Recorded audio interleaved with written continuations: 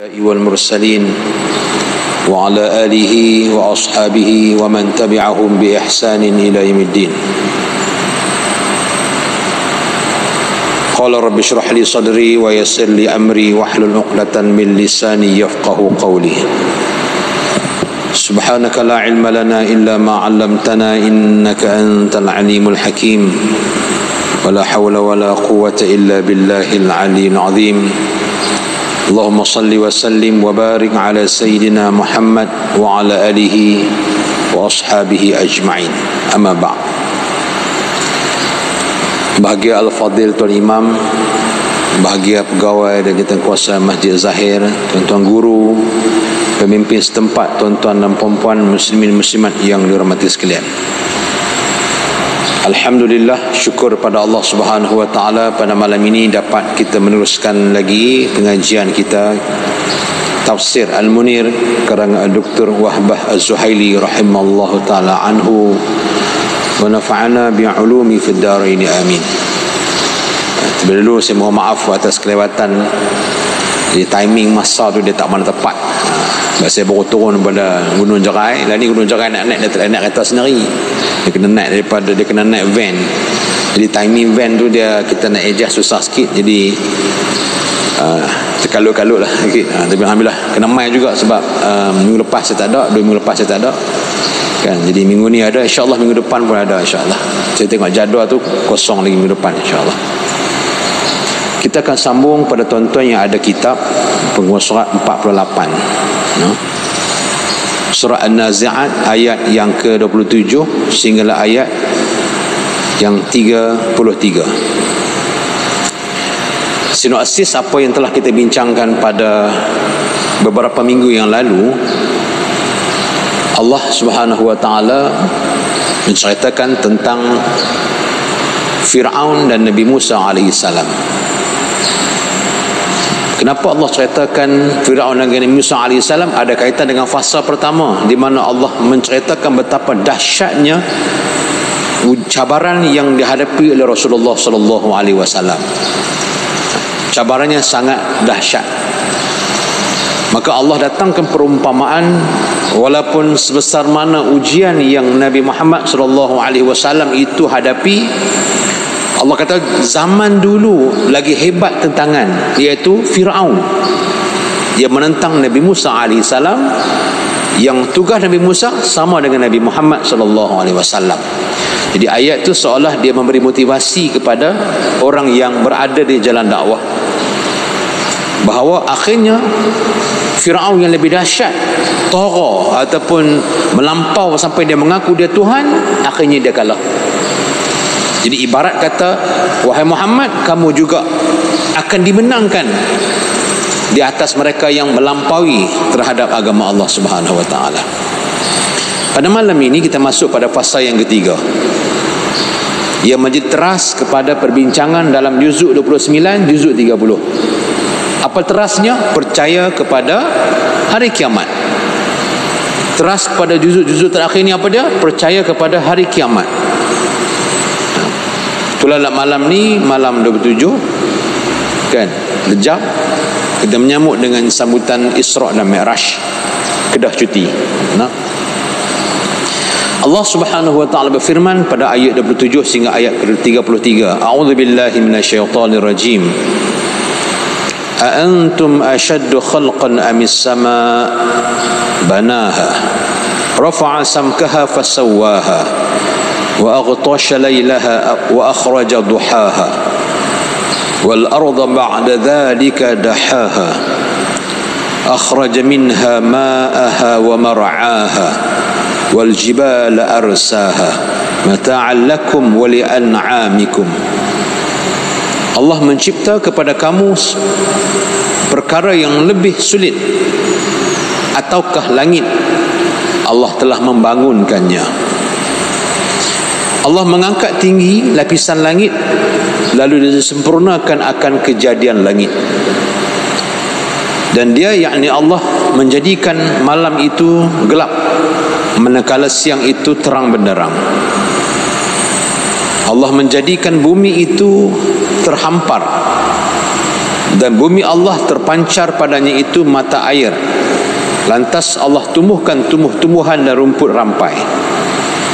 Manakala gunung ganang menjadi pasak dan dipancang dengan teguh. Semua itu adalah untuk kesenangan kamu dan untuk binatang-binatang ternakan kamu. Jadi dalam ayat 49, pengarang mengatakan, mengaitkan ayat yang kita baca ni dengan ayat sebelumnya.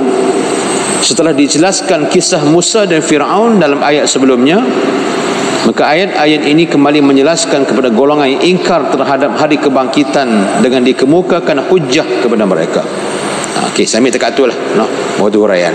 Maksudnya ayat ni, ayat kita masih membicarakan peringkat awal Islam itu datang nak memberikan kepercayaan manusia kepada hari kiamat.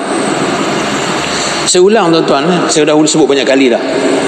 Ni di FB live kita mungkin orang baru nak dengar. Metod, jalan, teknik, syllabus yang Allah turunkan kepada mereka yang awal-awal yang diturunkan Al-Quran, maksud di Mekah, merupakan metod yang sangat baik digunakan untuk di akhir zaman.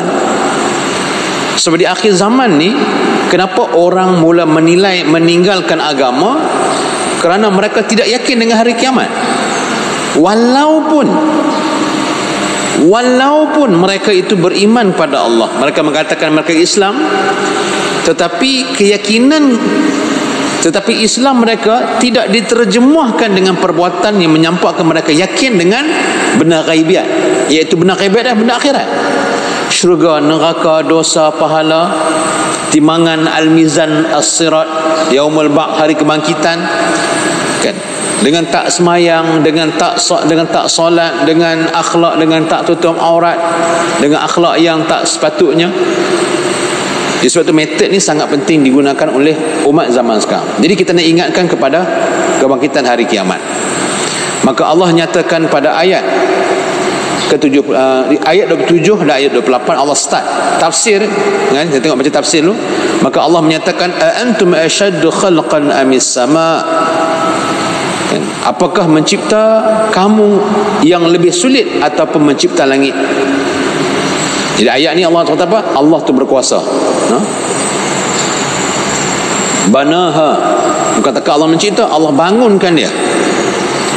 Kemudian rafa'a samkaha fasawwaha, dan Allah angkatkan tinggi lapisannya, maka sempurnalah kejadian tersebut. Pengarang menyebut, kita baca yang pengarang sebut dulu. Wahai manusia, apakah kamu menyangka penciptaan selepas kematian lebih susah? Mana? Sebab dia masih dalam lingkungan orang tak percaya akan hidup selepas mati. Ni kita bincang kita bincang Juzuk 29 tu, daripada surah Al-Mulk lagi. Orang tak percaya betul ke boleh hidup lepas mati ni, kan? Jadi wahai manusia, kamu rasa pelik ke boleh hidup selepas kematian?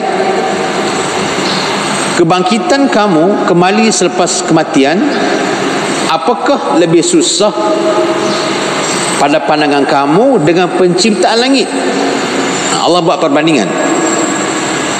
Maka pengarang menyebut jawab soal, sudah tentu mencipta langit lebih payah daripada Allah menghidupkan manusia. Sebab apa? Nak mencipta langit, satu benda yang sangat besar. Langit ni, langit bumi. Dan bumi ni dia boleh terapung tanpa bergerak, dia terapung, dia berpusing dengan tepat, dengan kelajuan yang sangat laju, dan dia tak jatuh. Siapa yang buat bumi yang tak jatuh? Kan bumi daripada dulu diciptakan sampai sekarang tak jatuh. Dia berpusing tepat pada paksinya, dia mengelilingi tepat pada putarannya, dia tak jatuh. Mungkin kita kata tak jatuh lah ustaz, dia tak ada graviti. Kita dunia ni baling jatuh sebab graviti. Habis tu kalau keluar angkasa ada graviti tak? Tak ada. Jadi apa? Kita akan melayang-layang. Jadi sepatutnya bumi ni akan melayang-layang. Kan dia tengok orang yang keluar ke angkasa, dia akan melayang-layang, dia tak boleh nak kontrol diri dia dah. Jadi Allah membuat perbandingan tentang Allah mencipta manusia selepas kematian, dan Allah membuat binaan ataupun Allah buat langit yang tak ada tiang, yang tak pernah bocor, yang tak pernah tirih, yang tak pernah rosak, adakah kamu melihat dari sudut kamu tu kamu nampak yang mana lebih payah? Kan? Sebab tu Allah Subhanahu wa taala berfirman dalam surah Ghafir, A'udzubillahi minasyaitonir rajim, la khalqus samawati wal ardi akbar min khalqin nas. Sesungguhnya penciptaan langit dan bumi itu lebih besar daripada penciptaan manusia. Maksud nak buat manusia itu mudah, tetapi manusia kalau melihat kesempurnaan Allah mencipta langit dengan awan bergerak, dengan dia mai hujan, dia bertukar malam, tukar siang, dia berputar sebagainya, maka itu menggambarkan betapa hebatnya kuasa Allah Subhanahu wa taala. Begitu juga surah Yasin dalam ini disebut, awalaysal ladzi khalaqas samawati wal ard biqadirin ala an yakhluqa mithlahum, yang kita baca malam-malam Jumaat. Tidakkah Tuhan yang menciptakan langit dan bumi itu berkuasa menciptakan kembali jasad mereka yang sudah hancur? Okey, tuan-tuan, kita bawa kita jasad kita macam kita buat satu bukan analogi lah tu. Allah menceritakan kematian tu di bumi, Allah bandingkan kekuatan Allah di langit. Dua benda kan. Jadi kita mati kita ni ditanam di mana? Di langit ke di bumi? Di bumi. Jadi nak bumi ni duduk sekali hamparan dengan kita. Allah bandingkan dengan langit yang tinggi tu. Apa jauh tak tahu. Jadi kita yang di bumi ni kita mati, Allah simpan, Allah tanam, Allah nak bangkit semula. Yang mana nampak mudah, yang mana nampak payah. Jadi perbandingan di antara langit dan bumi, supaya manusia ni dia boleh fikir, mati di bumi, Allah buat langit. Satu. Yang kedua, nak buat langit ni bukanlah satu benda yang bukanlah satu benda yang mudah. Bahkan dari sudut otak manusia mustahil. Siapa yang buat? Allah. Kalau benda mustahil yang kita fikir mustahil tak boleh buat, Allah boleh buat. Bermaksud menghidupkan manusia di hari akhirat. Itu benda biasa lah. Mudah ya. Kita ni hidup. Kan hidup lah. Hidup. Sebelum ni main mana? Sebelum ni. Ayat mani. Sebelum ayat mani tu duduk mana? Kan? Kenapa ayat mani tu berlaku bila hubungan dengan mak ayah? Sebelum tu duduk mana? Tak ada. Kalau ni ada. Jadi tak ada kepada ada, mati pada hidup, dan tu mudah. Jadi Allah buat perbandingan kita dengan langit Allah Subhanahu wa taala. Dari itu Allah sahaja yang berkuasa menciptakan langit dengan yang penuh dengan jirim yang agung. Sebagaimana menurut kajian ahli falak dan angkasa mendedahkan pelbagai keajaiban penciptaan Allah, bagaimana mungkin Allah tidak berkuasa mengamalikan jisim yang telah dimatikannya, sedangkan dialah yang telah menciptakan buat kali pertama. Dah buat kali pertama boleh, takkan buat kali kedua tak boleh? Maksudnya begitulah. Selanjutnya Allah menjelaskan sifat kejadian langit. Dia telah membinanya dengan ikatan yang kukuh antara juzuk-juzuknya. Ikatannya antara satu sama lain saling mengikat sehingga menjadi sebahagian satu binaan. Allah buat ciptaan pada manusia. Langit itu dia sentiasa ada ikatan antara satu sama lain. Kemudian diangkat kepadanya ke udara, menjadikan seolah-olah sebuah binaan yang tinggi atas permukaan bumi tanpa tiang. Sebut tadilah. Maksudnya kalau tak ada langit boleh tak Ustaz? Kalau tak ada langit apa jadi? Implikasi dah banyak.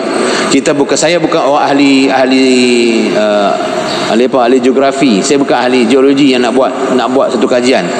Tapi kita boleh bayangkan kalau tak ada langit. Kan? Kalau kata tak ada langit pun tak apa. Ekologi kehidupan manusia akan terganggu. Hujan, ada musim-musim, kan? Dia ada, kalau kita di tempat lain yang bukan khatulistiwa ni duduk tengah-tengah macam kita ni, tempat lain dia ada 4 musim. Dia main musim sejuk, musim bunga, musim panas, musim luruh. Jadi semua ekologi ni dibuat oleh Allah sebagai satu fitrah kepada kehidupan manusia. Siapa kontrol? Allah. Ikan dalam lautan siapa bagi makan? Allah. Ikan di rumah kita bagi makan, mati. Ikan akuarium mati. Kita bela kucing mati, bela arnab mati. Tapi Allah bela semua makhluk atas dunia ni dengan suhu. Dia main suhu pagi sejuk, dia naik saat okey, dia nak panas, dia mati tengah hari panas, turun malam sejuk. Siapa yang kontrol aircon tu? Tuan-tuan, siapa yang kontrol aircon dunia? Kita nak kontrol aircon, kita kena ada remote. Tutup baru dia padam, buka, on baru dia buka. Tetapi Allah buat ekologi kehidupan manusia ni dengan kesempurnaan, nak memberitahu manusia bahawa itulah Allah yang maha berkuasa. Dia buat dan mereka bergerak mengikut arahan Allah. Jadi kalau manusia yang hidup atas muka bumi Allah tak mau dengar arahan Allah, macam mana kamu nak hidup di alam yang selepas dihancurkan bumi dan Allah buat alam lain, dan alam tu Allah buat dan kamu akan hidup di alam tersebut. Begitulah maksudnya. Kamu hidup di alam yang Allah buat, ekologi dia, sistem dia, pengudaraan dia, tata cara dia, kan?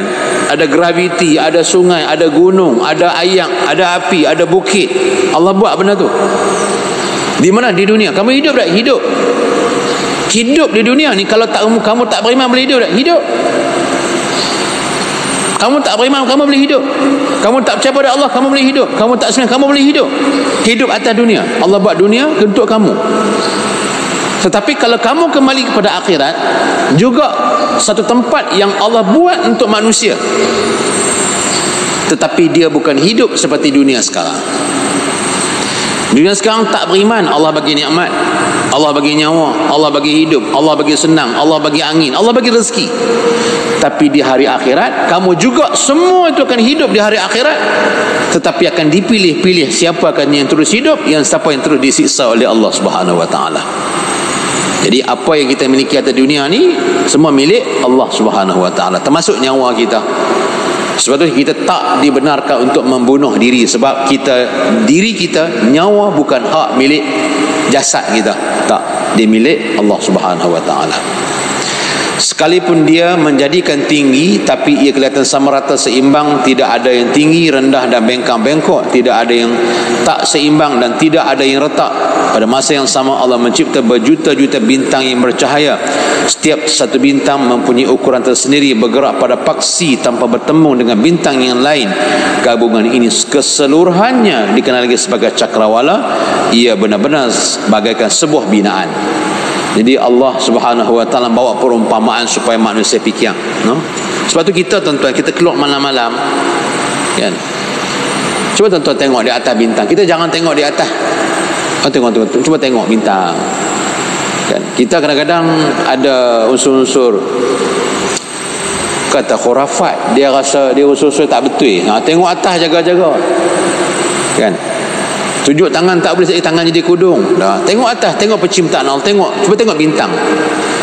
Bila tengok keciptaan Allah di langit, cuba kita rasa hebatnya penciptaan Allah. Subhanallah. Bila rasa hebat, kita sebut apa? Subhanallah. Subhanallah. Nampak bintang-bintang berkelip. Maksudnya macam mana dia boleh berkedip? Kita pun tak tahu nak cerita. Kedudukan berapa juta, berapa bilion kilometer batu, kita pun tak tahu. Sampai Allah boleh buat pula bintang-bintang tu, dia boleh jadi sebagai panduan untuk orang yang hilang arah. Orang-orang yang kaji astronomi, dia tengok bintang ni macam nak panah. Ni ke utara, ni ke selatan. Sampai tahap orang boleh buat perumpamaan yang macam tu. Macam mana Allah atur benda tu? Dan dia tak pernah berbeza dulu sampai hari ini. Ilmu tu, cuma kita tak pergi mengaji ilmu falak, ilmu astronomi Islam yang kita tak mengaji. Saya pun tak mengaji, nak cerita pun tak pandai. Pasang surut ada kaitan dengan bulan, kan? Pasang surut ayang ada kaitan dengan bulan. Ada. Maksud apa? Dia adalah suatu penciptaan Allah. Sampai orang zaman dulu dia buat kiraan masa menggunakan bayang-bayang dan surut air. Dia buat jam guna tu. Masa saya mengaji di Mesir tu, saya pergi satu masjid, dia ada kat tiang tu. Dia masa pergi tu dia tunjuk amal masjid. Inilah dulu orang dulu tak ada jam, dia gunakan matahari tu sebagai kan ud ni adalah batang ud tu nak tentukan dia lebih tak lebih pada batang asai, mudah matahari dia pergi ke mana. Sampai macam tu orang menggunakan astronomi ataupun falak itu untuk menentukan kehidupan manusia. Hebat. Jadi nak sebut kehebatan Allah. Kemudian Allah Subhanahu wa taala sebut lagi pada ayat 29. Allah sebut pada ayat 29, wa aghtasha lailaha wa akhraja duhaha. Dan dialah yang menjadikan malam itu gelap dan Allah jadikan siang itu cerah, terang benderang. Allah menjadikan langit malam gelap dan siang itu cahaya.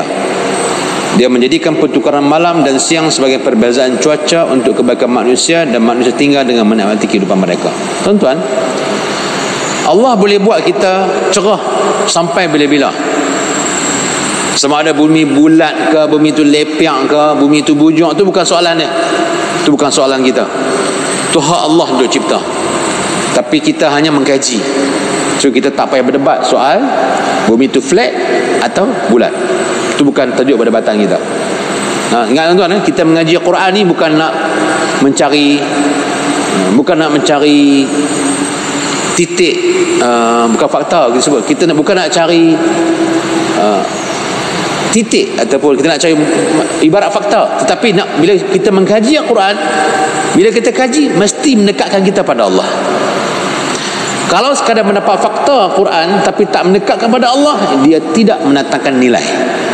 Contoh kita katalah kita ngaji bab Firaun, kan, kita nak tahu Firaun tu hak mana, Ramses 3, 4, 7, tempat dia di mana, kan. Kemudian kita kaji pula tentang kaum Ad, di mana, buat kajian. Kita buat kajian nak tahu tempat tu tang mana, Nabi tu berjalan tang mana. Dia hanya sekadar info, maklumat. Tetapi kalau info tersebut tidak membawa kita kebaikan pada Allah, dekat dengan Allah, maka info tidak memberi nilai dan manfaat. Lepas tu bila kita mengaji, jangan tanya tang mana negeri ni, tang mana yang hancur terbalik bumi tu, tang mana di Jordan tu, tang mana Nabi Musa duduk. Hak 7 tongkat Nabi ada sebut fanfajarat minhum 12 aina. Nabi Musa pukul 7 dengan tongkat, maka terbelah 12 mata air. Masing-masing diberikan kabilah-kabilah. Tang mana? Kita bukan nak cari tang mana, kita nak cari pengajaran daripada ayat Allah Subhanahu wa taala. Itu tujuan Allah cerita dalam Al-Quran. Jadi Allah cerita dalam Al-Quran tentang malam dan siang. Jadi malam dan siang ni Allah jelaskan dia adalah suatu ekologi Allah buat untuk kesempurnaan, bukan tekan manusia. Bayangkan kalau tumbuh-tumbuhan tak ada malam, dia kena sentiasa kena matahari, mati. Dia nak sebut lagu tu lah tuan-tuan. Kalau matahari duduk sampai tak berhenti ni, mati pokok. Bila pokok mati, maka manusia pun akan mati. Begitu juga Allah sebut pada ayat ke-30, Allah sebut tentang hamparan. Allah menghamparkan bumi, wal arda ba'da dzalika dahaha. Allah menghampar bumi, dan Allah membentangkan, menghamparkan bumi menjadi seperti telur, dan dia menciptakan langit. Dia menunjukkan bumi ni dijadikan tidak terhampar sebelum langit diciptakan. Tuan-tuan, saya berhenti tang ni tuan-tuan. Tuan-tuan dan puan-puan, ayat ni saya nak kait dengan malam ni Isra Mi'raj. Saya dah ready tuan-tuan. Saya nak tepat kita bincang tentang kejadian Allah dengan Isra dan Mi'raj yang Allah buat ni.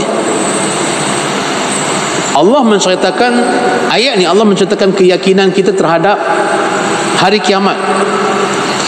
Dalam peristiwa Isra dan Mi'raj, benda yang besar Allah menceritakan kepada umat Nabi Muhammad SAW ialah tentang kiamat. Perjalanan Nabi itu sampai ke Baitul Aqsa, Masjidil Aqsa tu, Baitul Maqdis. Sepanjang perjalanan tu cerita dia pasal akhirat ni. Nabi berjalan sedar secara roh dan jasad. Dia bukan roh saja, bukan mimpi, dia roh dan dia jasad. Sepanjang perjalanan tu Allah nampakkan balasan-balasan baik dengan syurga, jahat dalam neraka. Bila akan berlaku? Selepas kematian manusia. Ni ayat kita baca ni. Jadi apabila manusia hidup, manusia dimatikan, manusia dibangkitkan, maka manusia akan berhadapan dengan pertimbangan. Timbang nak ke syurga atau timbang nak ke neraka. Dua pertimbangan. Jadi Allah nampakkan Nabi Muhammad SAW tentang dunia.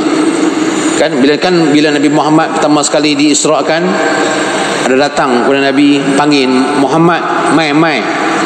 Jibril kata jangan sahut, teruskan perjalanan. Bila datang pula panggilan kedua, panggil Nabi, mai.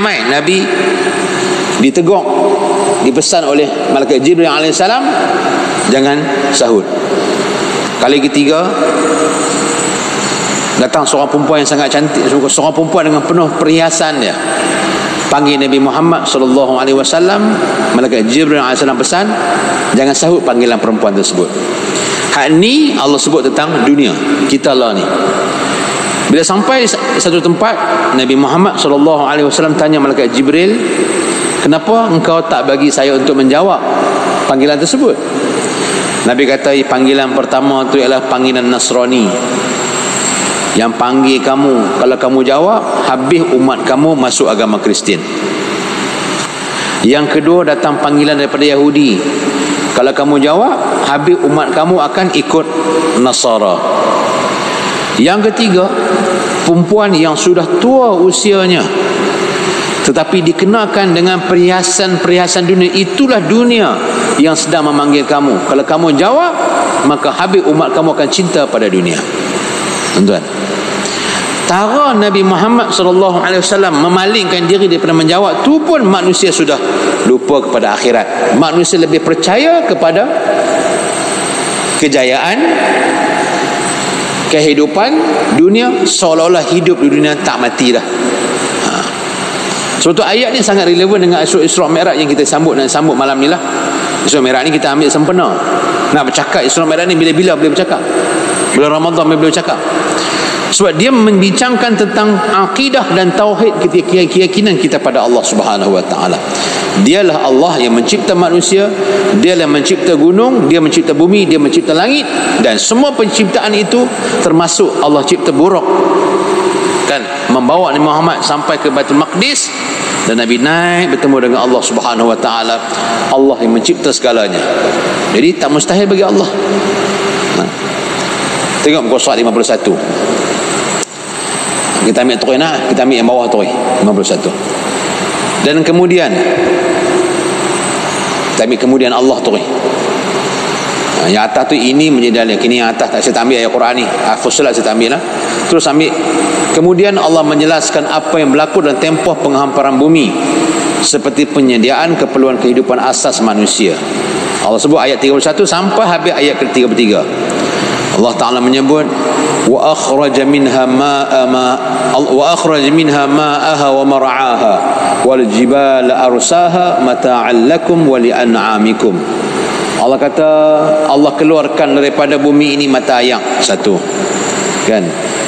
Dan bila keluar mata air, Allah tumbuhkan tumbuh-tumbuhan, Allah tumbuhkan rumput rampai. Kemudian Allah buat pula gunung ganang yang Allah pancangkan, yang Allah pasakkan dengan teguh.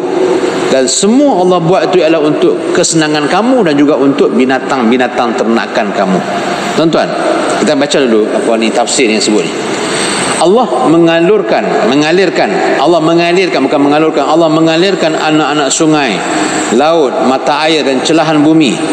Dia menumbuhkan berbagai tanaman bagi mengisi keperluan anak Adam untuk makan seperti biji-bijian dan buah-buahan. Sementara untuk mendapat keperluan binatang dijadikan pula pokok kayu dan rumput rampai dan menjadikan bukit, bukaus sebagai pasak bumi supaya penghuninya tidak berbuai dan tidak dapat tinggal dengan tetap di tempat masing-masing. Maka Allah menjadikan semua itu sebagai manfaat dan faedah kepada manusia menikmatinya. Ada binatang yang digunakan untuk makan, ada diciptakan untuk ditunggang berbagai jenis. Okey, habis dengan ini lah. Tuan-tuan, tidak semua yang Allah buat kita boleh guna.